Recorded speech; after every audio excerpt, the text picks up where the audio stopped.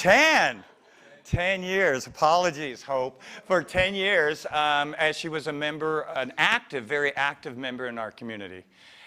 And she took classes with us. She came to our Sunday morning gatherings. She participated in events. And every single time I encountered her, she had a smile and a kind word to say.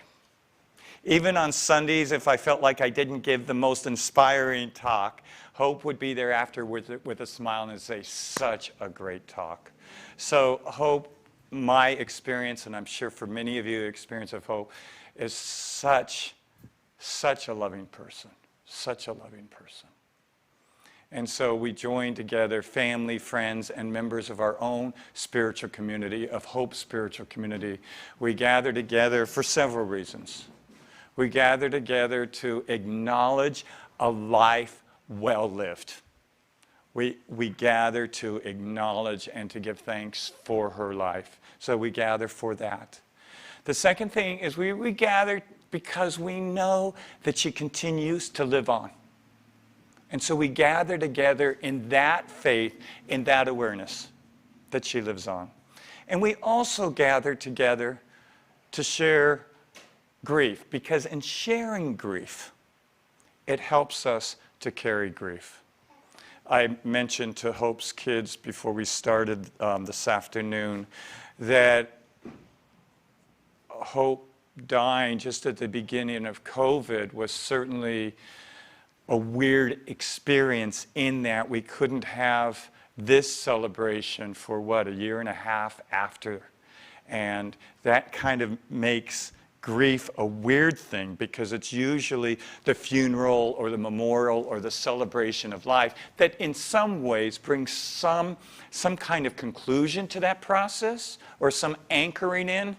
And because of COVID, this has been a long time in coming. So especially for family, I'm hoping that this is a time where you can bring some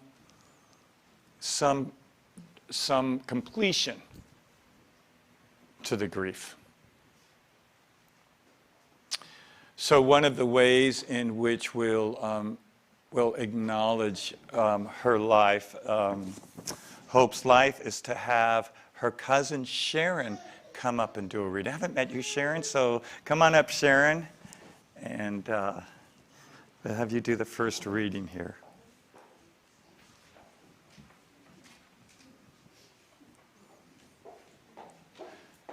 Sharon Collins, a cousin, comes up and, hi, Sharon.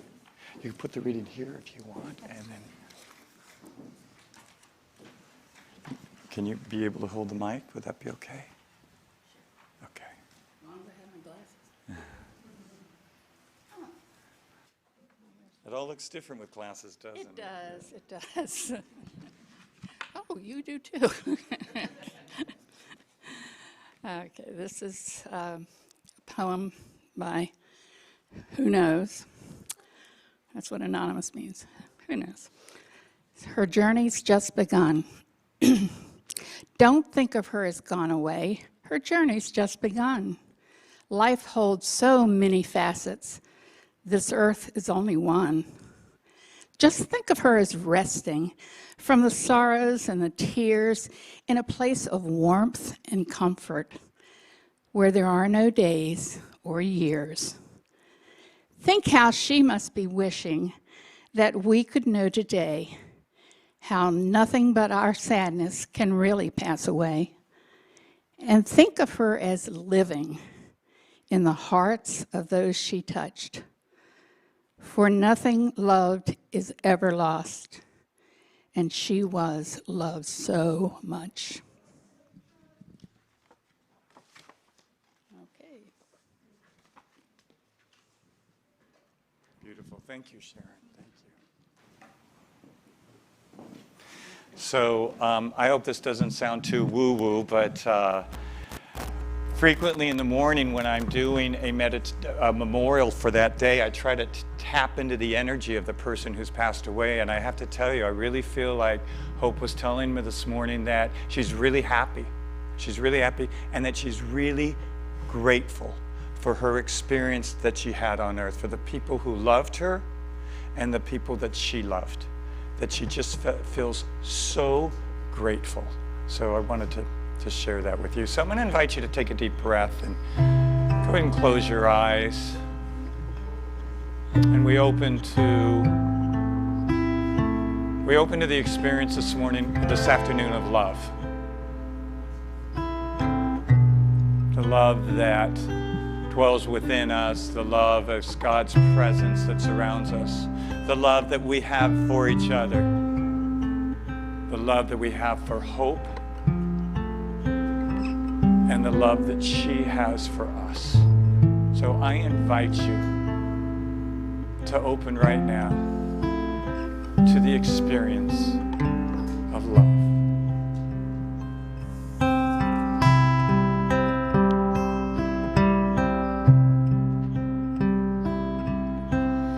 Love, sweet love surrounds me now. Love, sweet love comes through. Love, sweet love surrounds me now. Love is the only truth. Love is the only truth.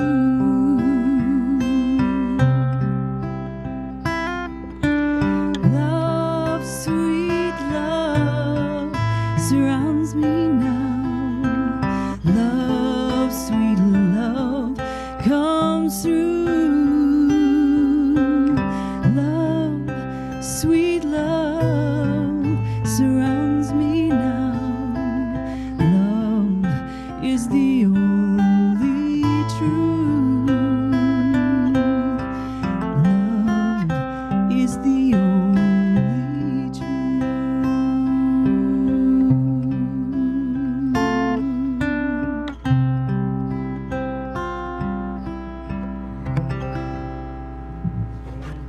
Now there's Lauren Grace. And Myron Stamp. So what's cool about the three of us, right, is that we aren't rented out. We know and love Hope Priest. So because she was part of our community, we've known her for many years. 10, in fact. 10 years we've known her. So, Donna, come on down. Come on up. Donna Niece, right? Yes. Donna Glaske? Glaske. Glaske. Yeah. I got it. Okay. You can take off your mask if you would like. Okay. Hi, everybody.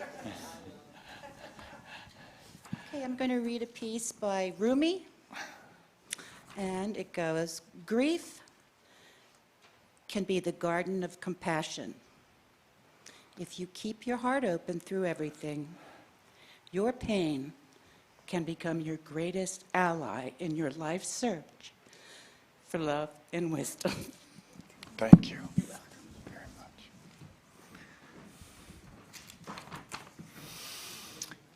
So that's beautiful readings. Who picked those readings? David Lee and Dean. Beautiful readings. So what we're going to do now, part of the celebration, as I said earlier, is we get to share our experience of hope. So I'm going to invite any of you who would like to come up to share whatever you would like about hope. You can come up and just do a sharing. But I will remind, especially those in our community, I know you, some of us really like to talk. And I'm going to invite everyone to be really brief because we do have services in here tomorrow morning. So please be to the point. Okay. So whenever you would like to come up and say something, please go ahead and do that.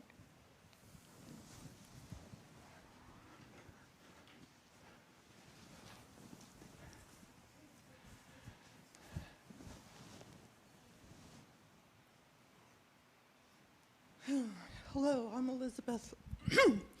I lost my mom shortly before Hope died. Hope was what Carolyn said on Sunday, our church mom. And when I couldn't ask mom things, I could ask Hope. She told me stories about you, about coming out packed her goodie in the station wagon with whoever was living at home and drove out to California with a limited amount of money. And having been a single mom, I deeply admired that because she said there was nobody here, I just had to make life. And while she was here, there was a group of about 6 of us. We used to get together and have potlucks. And it was always wonderful to get together. She just had pearls of wisdom. She was kind and loving and gracious. And when I really needed some advice, I called her, and she always had the right answer. And I really miss her.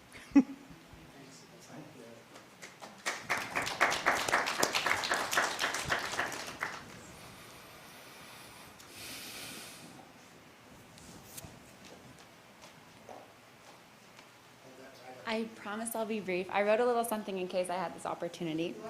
My name is Avery. My mom's still bossy. Can I just take it off? My name's Avery. I'm Hope's granddaughter, Amy's daughter. I grew up calling Granny my granny girl. She was one of my best friends. Granny always was and will continue to be a guiding force and an inspiration in my life. I think we can all agree, for anyone that's ever met Granny, she just had this like warm, loving energy that someone immediately saw as soon as they met her. As a child, I have fond memories of my granny girl taking care of me. We'd make egg salad, we'd garden. She gave us kitty coffee in the morning, which was probably 99% warm, half and half, and sugar, and 1% coffee, but I thought it was very fabulous. On New Year's Eve, she'd let us bang on pots and pans in the neighborhood as loud as we wanted, probably like 7 o'clock. But my favorite thing as a kid was sitting on my granny's lap. And it's really something I never grew out of. So I have dozens of pictures on my phone as a grown woman sitting on my granny's lap. And she would never mind. Even when she was in a wheelchair at my bridal shower, I popped down in her lap and she'd give me that famous granny giggle with acceptance, and we got to snap tons of photos that way. As I got older, that was as a child, but as I got older, I began to notice the stability that Granny provided in my life. She was there at every birthday party, every cheer practice, every graduation ceremony. So I'm really grateful to have that sort of stable presence in my life and such a wonderful woman. After I graduated college, and Lee will know this, I worked at a job that took me to San Diego on a very weekly basis. And we spent a ton of time together. I probably didn't work as hard as I should have because I got to hang out with Granny. I love to make her laugh. Hope's giggle, everyone knows it. But I would do ridiculous things. I would dance. I would make up little routines from her. I would do runway shows in her living room with her little hats that she had hanging on her mirror. For one of those famous Hope giggles, it's the But one of my favorite memories is I slept over at her house. We had a girls' sleepover. We stayed up till midnight, drinking wine, laughing, talking about life, probably annoying the neighbors, but I'll never forget that night. I know we all miss her so much, but I also know that her legacy and her spirit lives within myself and everyone here. She was warm but fierce, bold but loving, silly but smart, classy but accepting, feminine, and a strong, powerful force to be reckoned with. I'm so grateful I had a woman like that in my life, and I love you, my granny girl.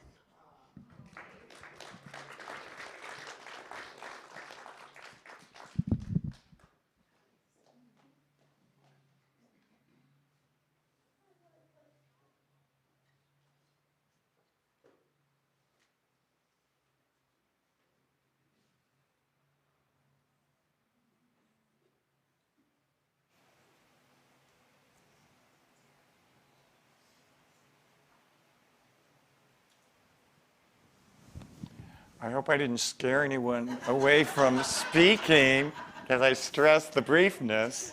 Anyone else like to speak? All right. So now we're going to. Oh, Bob, I'm so sorry. That's right. No, I'm not here to set up. Geez, I don't know what to say about.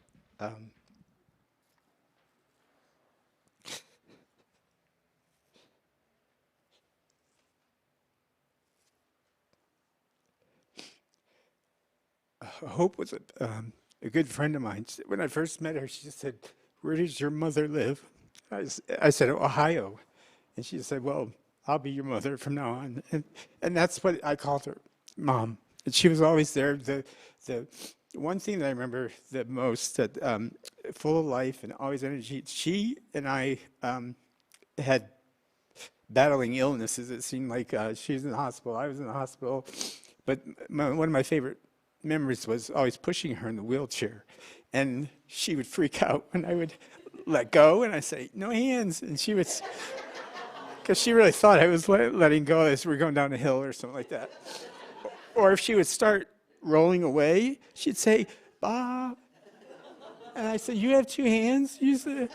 She would never grab the wheel. She'd always want me to push her. And then one time she came to visit me in the hospital, and we had because we had to walk the halls after surgery, and she wanted to race me with her push cart thing, and me with my IV. So we have pictures and video of that. Yes, she did. She did. So I miss her too. She has affected me greatly.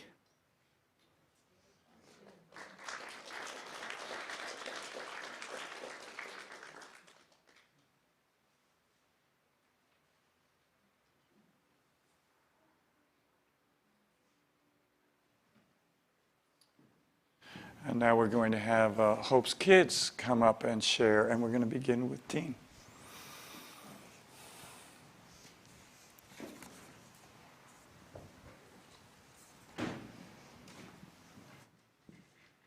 Hi, everybody. Thanks for coming today. It means a lot to us.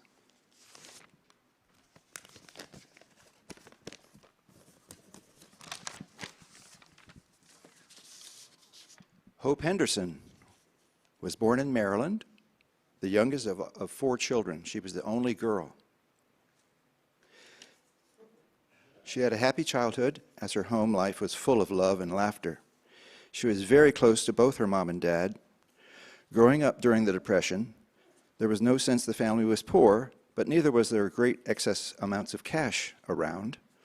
Hope told me when she was a little girl she was likely to get a doll for Christmas, little knowing that it was the same doll in a new dress. As she grew older, her mother developed serious health issues, so much so that she was sent to live with her mother's sisters for a period of years until her mother's health improved a little bit. Sadly, though, her mother passed away when she was only 18 years old. She attended Montgomery Blair High School in Silver Spring, Maryland, graduating in 1948. And as a matter of fact, I graduated from the same high school Scott did and Lee did. And our dad as well. Marriage to our dad occurred in 1949. In all, they had 5 children, 3 boys and 2 girls. And years later, after her divorce, she packed up her daughters, and at this time they were only daughters because her oldest boys had flown the coop, and drove a van towing a trailer across the country to California. As she used to say, out of the sticks in '76. Hope had a large variety of jobs, and if anyone knew her from way back, she had more jobs than anybody I've ever met. She collected jobs. And I can see this better. She was certified to teach special needs kids while still living in Maryland. Once landed in California, she experimented with owning her own business, worked as a manager for a Taco Bell and a Hickory Farms, among many other jobs. Her last job, which she held for 15 years, was as a receptionist in a luxury high-rise senior living community. It was there she met and fell in love and married a gentleman whose last name was Priest. Believe me how much mileage I got of telling my friends that my mother married a priest.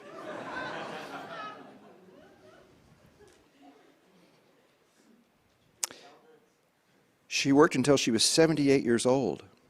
Upon becoming a widow, Hope moved to San Diego, wishing to experience life in a large city.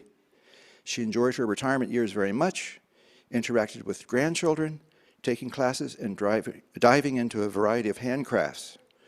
Always a spiritual person, She was quite involved with this center and made many friends when she attended on Sunday. This would also be the right time to acknowledge Lee.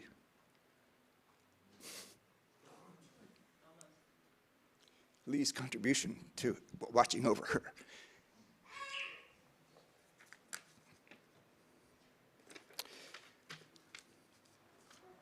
Wish I could see better. As a measure of how much she was loved, we have family members who have traveled thousands of miles to be here today. Our father, Russell, and our stepmom, Ann, is here from Virginia. And of course, we've met Sharon and cousin Donna, who've flown across the country to be here today. It's impossible to sum up someone's life in just a short time as I've done, but to say I'll miss her and always will miss her is a huge understatement. Thanks for coming.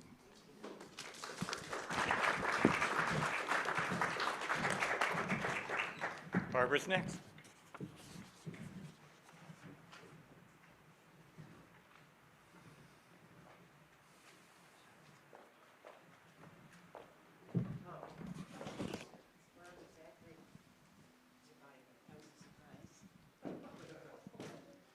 Thank you.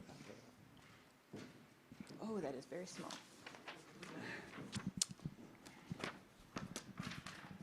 Hi, everybody. My name is Barbara Gay. I am Hope's fourth child, and this is my grandson, Zachary. Hi. Zachary is my mom's first of 5 great-grandchildren.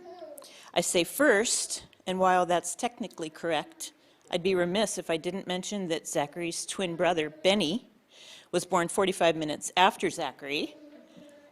This is really small. So they are a total blessing package. So I've asked my fearless grandson up here to help me. This is where, and this is where you tell the joke. Go ahead. Say it. The joke. So Granny used to always love jokes, and this is one I've wanted to tell her for a while but didn't get the chance to. Why was the tomato so red? 'Cause he saw the salad dressing. Thank you. It worked. An enormous sense of humor and quick wit are a couple of the many endearing attributes of my mom. Laughing with her is probably one of the things I will miss the most. And we're not just talking about a giggle every once in a while. I'm talking about ridiculous, hold your side, can't catch your breath laughter. Okay, that's enough.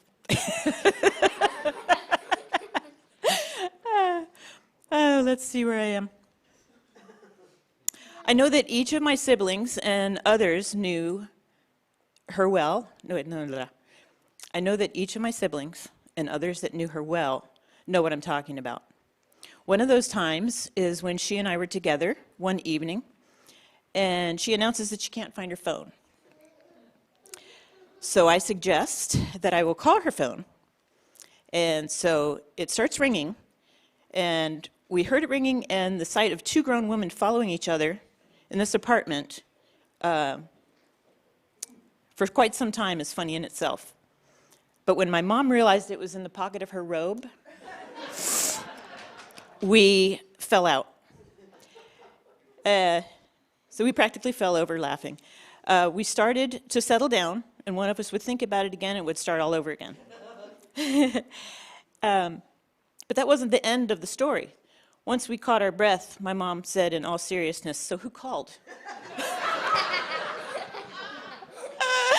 Oh, I love that story.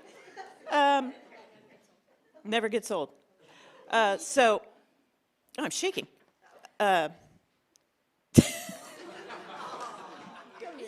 about laughter. I know. I'm almost done too. I let her realize on her own, stifling what I knew would be another episode of laughter, and it was me calling her. Okay, yeah, we know that. My mom had a knack of laughing often, in spite of herself, which I think was precious. My mama may not be with us physically, but she's in every giggle, snicker, every Henderson knee-slapping roar of laughter, that you can hear or experience. She is the essence of pure joy among us even now. I love you, Mama. And so it is.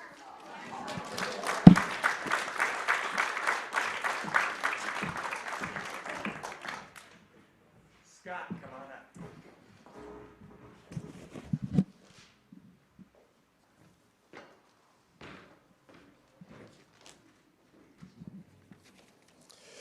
First of all, thank you for coming to Mom's party. I'm sure she appreciates it. You know, I was talking to my girlfriend, Angel, about how I miss talking with her and the feeling of knowing that she's there. And because I also told her that spiritually, Mom and I go way back. We attended Woodside Methodist Church together. The rest of the family did not come. I don't know why, but anyway, so we go way back spiritually. Now, Angel, girlfriend, is a preacher's daughter, and she talks with God every day, and he messages her back. She also talks with her mom, who passed away many, many years ago. And she says that she knows when her mom is present, and she calls it a knowing. She calls it a knowing or stirring. So, and God confirms Angel's path and choices when she asks for guidance or help. More often than not, when she's praying for guidance, very soon afterwards, she'll look down and find a penny on the ground. And for her, and for many years, that's just been a confirmation that message has been received and honored. So I was telling Angel that I have had a longing to feel the knowing that she talks about with my mom, and that so far I haven't, or hadn't, or else I missed what it was. So, so the next few days, after the next few days, Angel, who grew up, I live in Cincinnati now, Angel grew up in Cincinnati. So she was doing a delivery at her, the high school that she attended as a kid. And she goes there often on deliveries. And this day, she took an alternate path across the grass, and she looked down and saw that.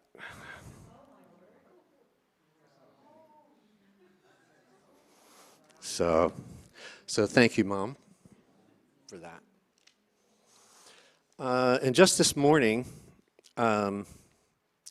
Andrew's mom, Andrea, had brought me some papers that I had left in Boise years ago. And in an email, she wrote me, "Hi, darling son. I have always found a way to be where my heart leads me. It is so much easier now.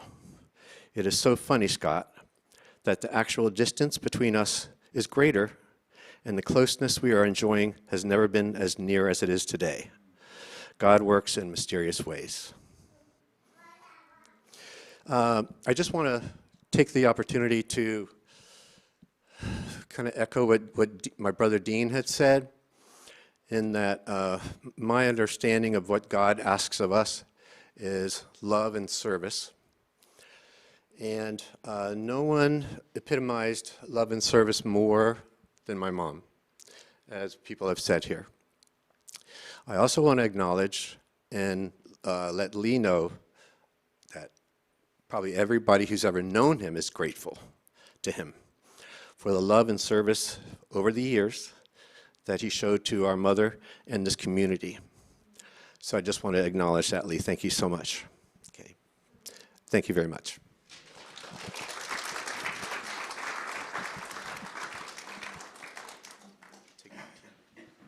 Come on up, Amy.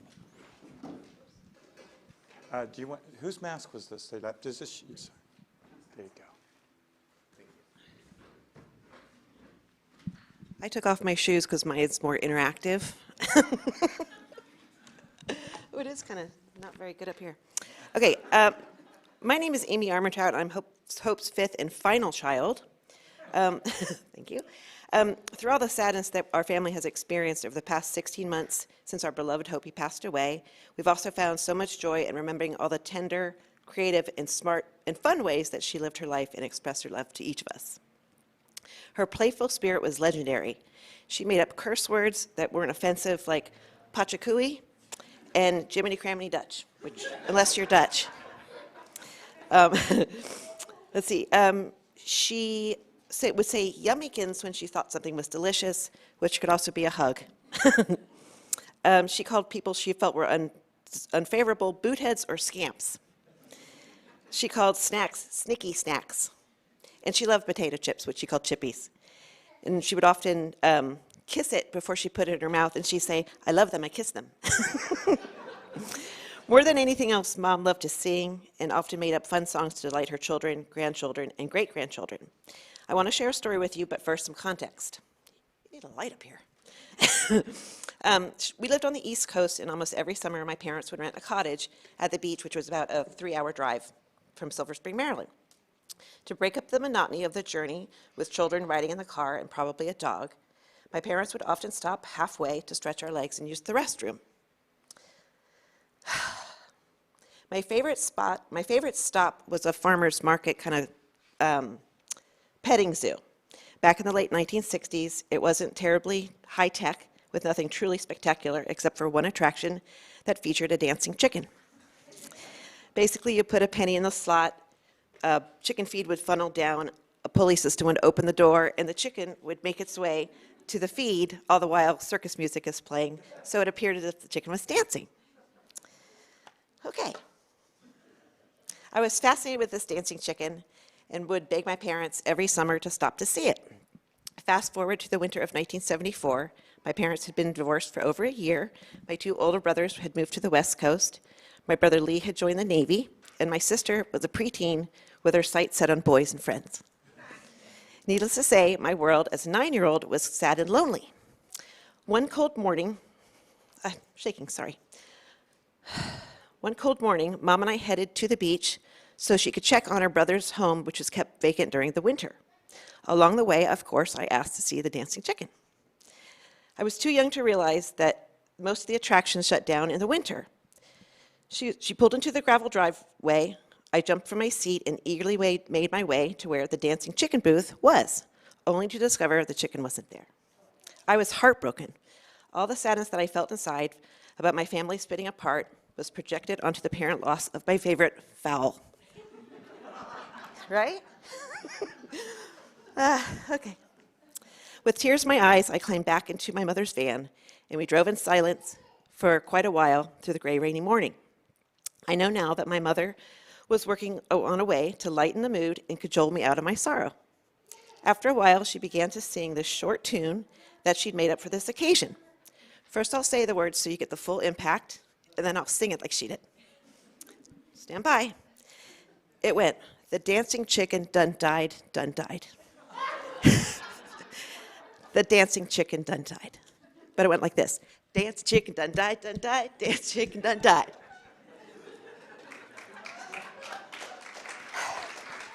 That was the hard part. To some, this might have appeared to be insensitive, which couldn't be further from the truth. The enthusiasm as she sang and clapped her hands put such a spin on the situation that before long I sang with her. And we would sing that dancing chicken song for many, many years and laugh about it. It is said that adversity doesn't create character, it reveals character.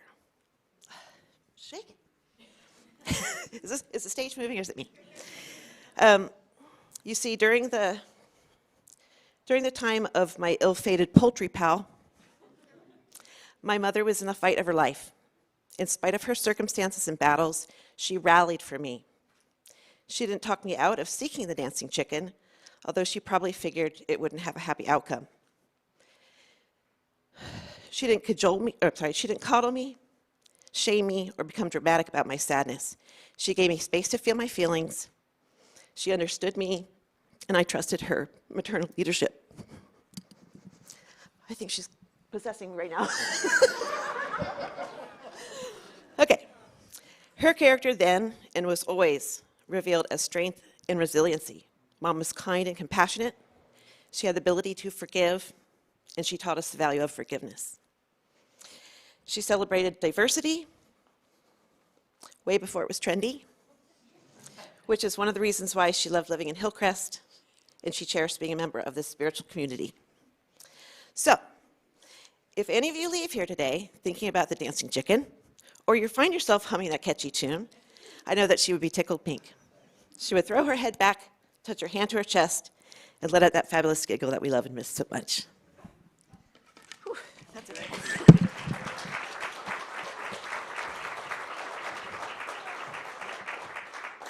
That was wonderful. Pretty good singing voice, too. We're all impressed. I practiced for many years. So I want to share something really quickly, and that is soon after Hope died, made her transition, my dad became ill to the degree that I needed to do some caretaking for him to the degree that I could. And what inspired me to caretake my dad was the way you were with your mom. Frequently, I would call him when I was struggling or didn't exactly know what to do or what I was doing. And I would call him in the evening, and you would be a steady support for that. So I just want to say, until my dad made his transition, that you were my inspiration for that. And Lee is coming up now.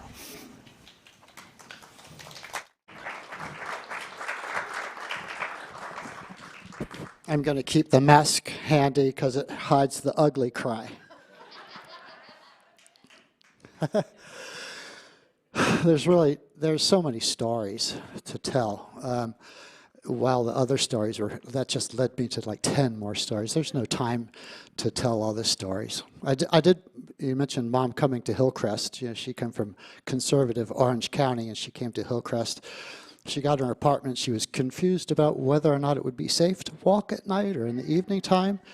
I said, Mom, it's Hillcrest. The worst that can happen is someone knock you down and dig your hair. So I'm sorry there's so many kids. The responsible party is sitting right here. That's my dad. He's 92 years old. And his wife, Ann, are here from Virginia.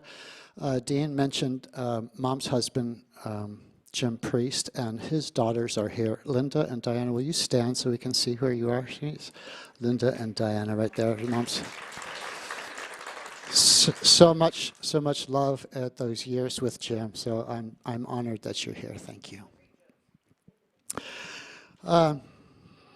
Like Dean said, somebody said up here, there's no way you can describe a life on a microphone in 10 minutes or less. But you can capture the essence of someone with a word.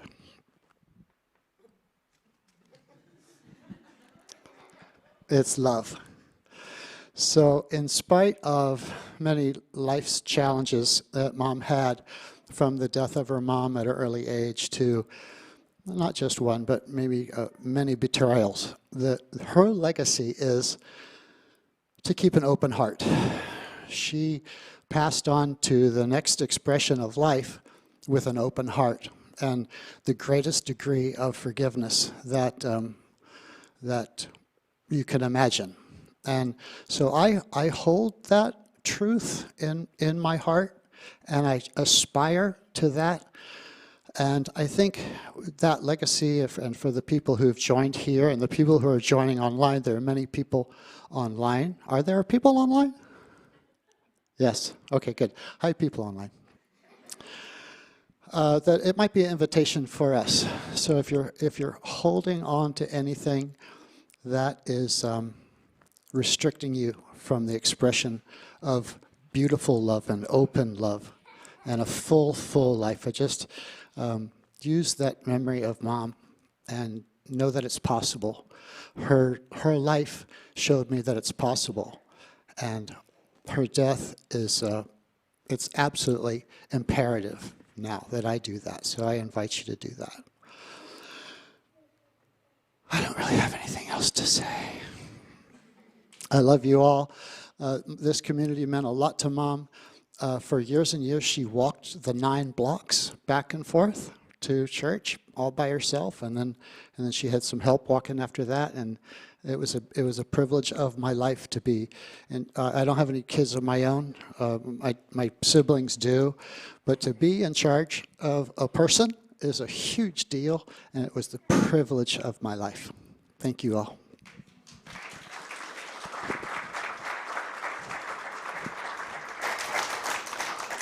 So we've met some of the family members and stuff, but I wondered if all of the grandkids, of Hope's grandkids, could please stand. Let's see who they are, who you are. So we've got 4, 1, 2, 3, 4, 5, and you're a great-grandkid, right? So 5 grandkids, and then 1 great-grandkid, right? Pardon me? 5 great-grandkids. Oh, there's one over there. Oh, hi over there. Yeah, awesome. Thank you. And then who else? Anyone else we want to acknowledge? Let's have the community members, Hope's community members, please stand. The church community. So these are the church community family of Hope's. So, anyone else we want to introduce? Would you mind standing, Mr. Armentrout, so we could all see your... Okay, stand in and turn around so we just see you, see who you are. Yeah, that's...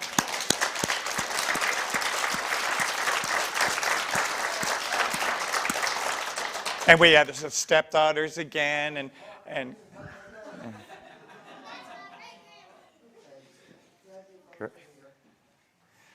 all right. Hope's daughter-in-law. Okay, yeah. Would the in-laws stand? Let's acknowledge the in-laws. Former or present? Let's acknowledge them. In-laws. You got in-laws. Okay, good. Any children that she might not know about, please stand. Oh, I guess she would know. You might not know about. Okay. So, you know, a couple things I think you were saying, Dean, which just really struck me. Because of the power or the presence of spirituality, we can connect with those. We can feel the presence with those who have passed on. Because what we know is Hope's life is not ended. It's not ended. So I'm going to invite us to do a little process here. I'm going to invite you to close your eyes. I'm going to invite you to get comfortable in your seat and sit up straight and tall. And we're going to have an opportunity to experience, and to the degree that we're able, to say goodbye to Hope. So sit up straight and tall, shoulders back. And imagine yourself. I'm going to take you on a little journey. Imagine yourself out in nature in a safe space. Maybe it's someplace you've been before or someplace from your imagination. But imagine maybe the sun. Maybe the smell of flowers. Maybe the sound of birds.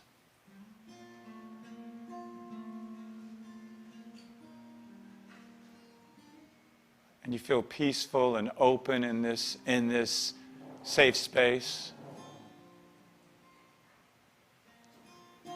And imagine from a distance that there is a figure that is walking towards you.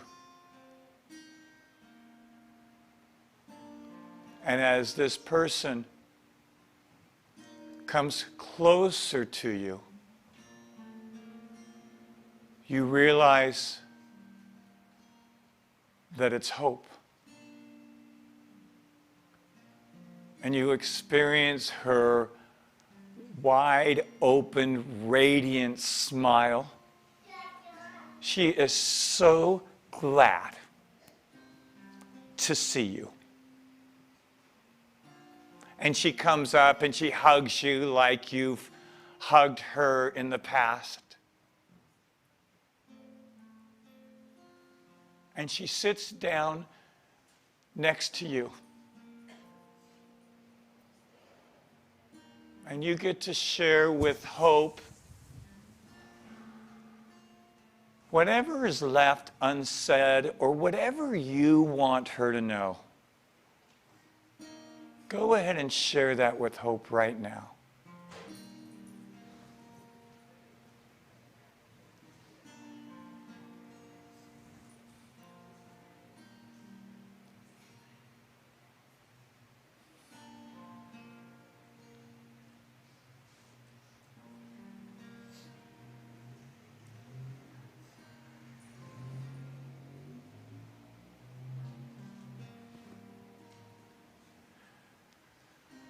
And you complete. And now there's something that hope wants to say to you. So let her say that to you now.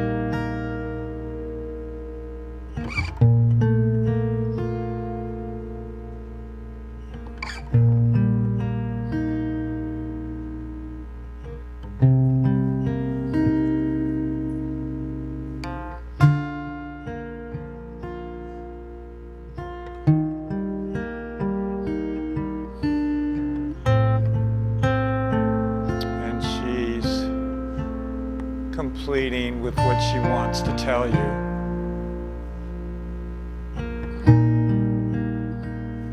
And she stands and gives you that radiant smile again. She hugs you. And she turns to walk away.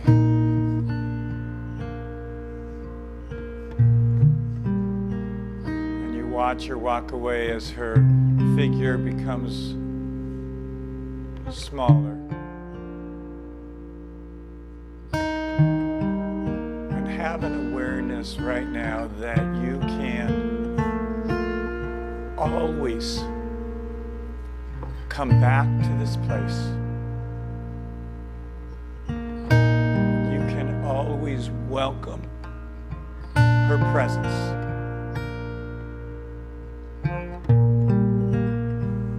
And you can speak with her.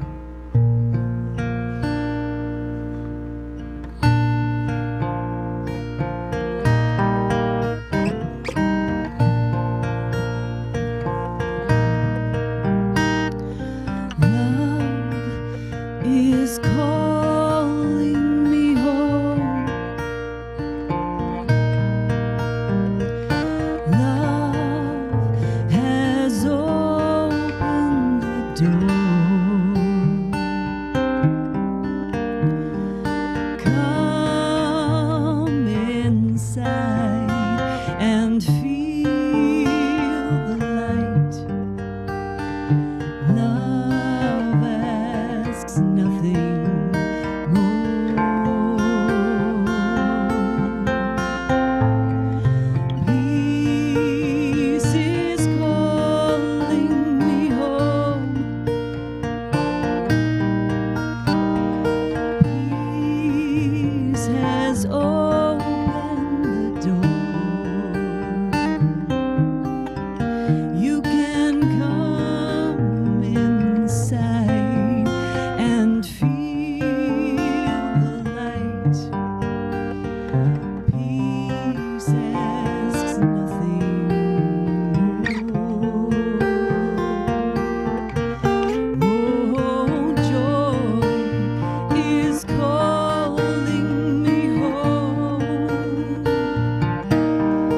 Yes, joy has opened the door. You can come inside and feel the light. Joy asks nothing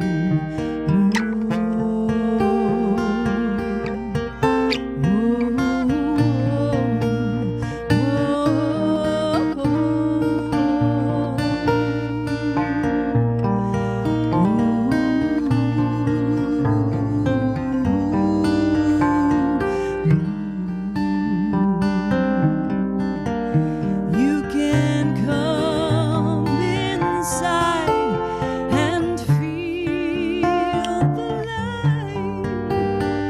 Joy asks nothing more. Love is calling me home. Yes, love has opened the door.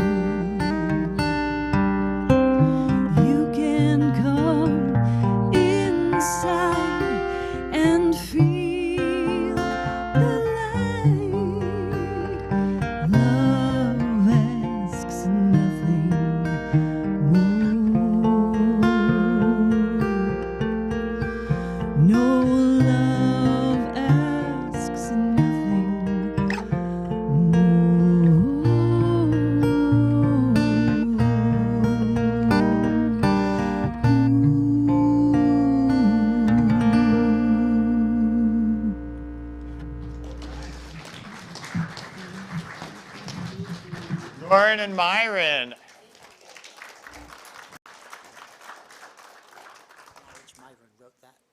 Oh, Myron, you wrote that. You and Devavani wrote that song. Yeah, awesome. Beautiful song.